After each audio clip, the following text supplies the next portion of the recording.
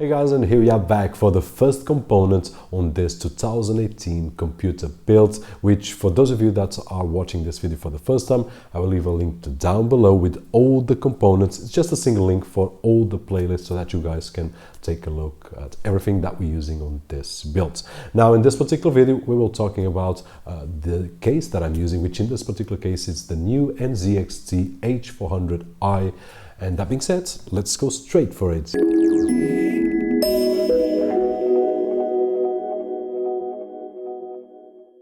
And we are back. So starting as usual with a very quick unboxing experience. Guys, as you can see by the images, it comes as it was expected in quite a large case. It could have been bigger if it was an ATX case. It would have been smaller if it was a mini ATX case. It is a micro ATX case with room to spare for our cable management that we will see in just a few moments. Now, I'm sure that you already seen some images there on screen regarding the unboxing, so let's move on. I did choose the black version, and when we look at it, in my opinion, of course, just looks awesome. I'm looking at it right over there and looks awesome. Now, it has a beautiful glass side panel that it's pretty easy to remove and easy to put in, but in my opinion, of course, and you will guys do whatever you have to do, but I do believe that the easiest and safest way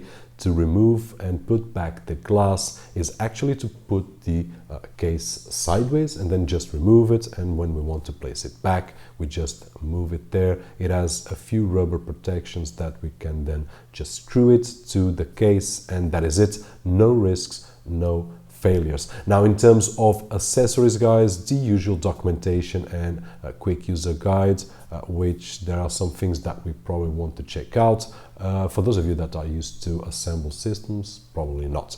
Now, it also comes with a cable management ties, which actually I didn't use none so far, and also the necessary screws for all the assemble and a LED strip, which you guys will see in just a few moments. Now, it also comes with two 120mm fans at the front and 120mm fan at the rear. Now, in terms of build quality, this is quite a heavy case for a micro ATX build, and it's completely made out of this aluminum alloy. It's really tough, really strong. So for those of you guys that want something strong, this is a great option. Now, everything is metallic. When you look at it, the only plastics that I did found were on the accessories, but everything else was metallic. And of course, the bottom has some rubber feet, and the filters, which are obviously plastics, but you can understand what I tried to explain to that side, which is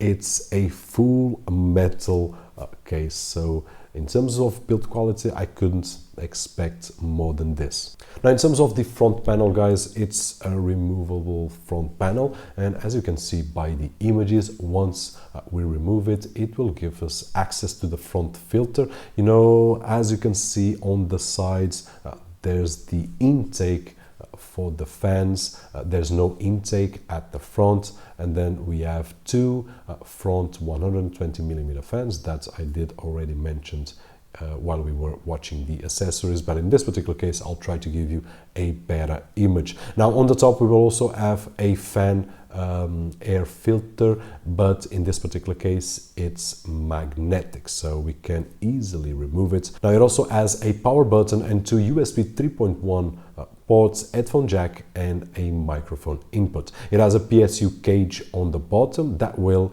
house my Seasonic Snow Silent 750 watt, which I already mentioned on the intro, which is a white PSU, and in a few months maybe I will have to change it out, but for now I will have to pretend that I don't know that it's white on the back. Now, moving on, guys, in terms of the PSU protection, it also has this 2.5-inch bracket that we can use for an SSD or for a regular hard drive. Now, if we look at the other end of the case, it has a really interesting cable management system. Now, I did work with quite a few cases so far, and this is the first time that I see a system such as this one so complete. Actually, this was one of the reasons that I've chosen this particular case. It's really easy to use, and as you guys can see by some images, in terms of cable management, I was able to put everything as I wanted. Now the cables that I have a little bit more difficulty are the ones that come from the PSU, which although are modular and I only use those that I really need, these cables are really hard to bend in this particular case, so that was the only difficulty.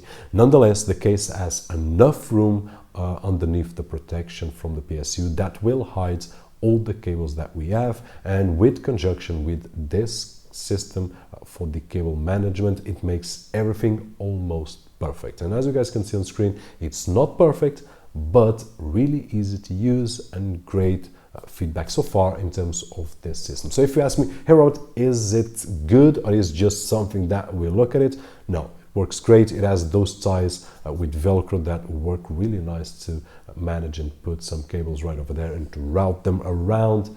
Works great, looks great in my opinion, so no issues right over here. And the other thing that we see at the back is the adaptive noise reduction system, which I will talk a little bit more down the road. Now moving on to mounting the Kraken X42, which is the CPU cooler that I'm using, as I said on the intro. Guys, the only place that we can mount this particular cooler on this particular case, it's actually at the front. We will not have any room at the back or at the top, so I will have to mount this particular cooler at the front. And as you guys can see by the images, I did choose to put in a push-pull configuration using the already 120mm fan at the front, which is at the bottom, and then using the 140mm fan on the radiator, having a push-pull configuration there, which at this moment is working fine, but I will share some more details when I take a look or when I share my opinion regarding the Kraken X42.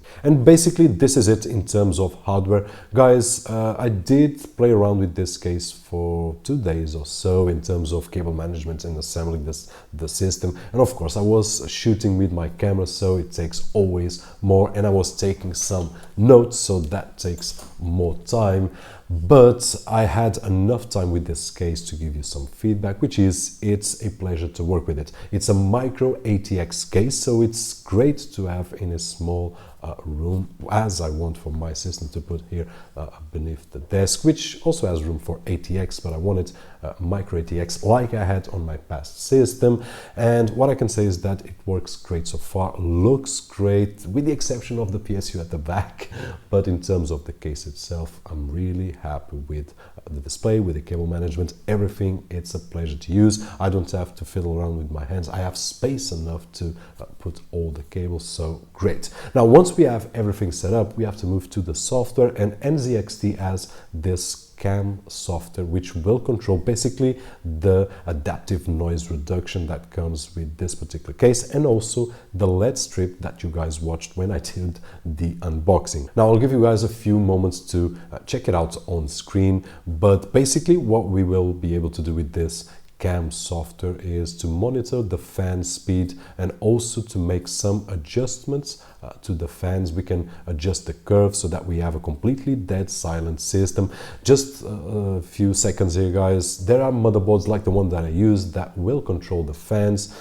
So I have a redundant system here. I can control either with this adaptive noise reduction or with my motherboard features. But for those of you that have a motherboard without these features, then this case will solve that, because it will analyze our system and will make the fans to ramp up when the system is getting hot, and then to go down and completely silent when the system is not needing those fans to work. So this is great for those of you that are looking for a quiet system. Now moving back to the software that I was mentioning, we can adjust the curves, and we can control also the LED strip that comes included, which we can configure to show different colors, and also with a lot of presets that come included, and some of them are automatic modes that will adjust the lights according to the GPU, CPU temperature, for example, audio levels, and even syncing with the games that we are playing. So this,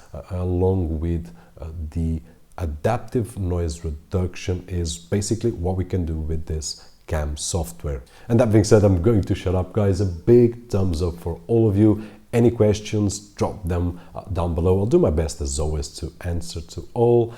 My name is Roberto, and as always, I'll see you guys on the next one.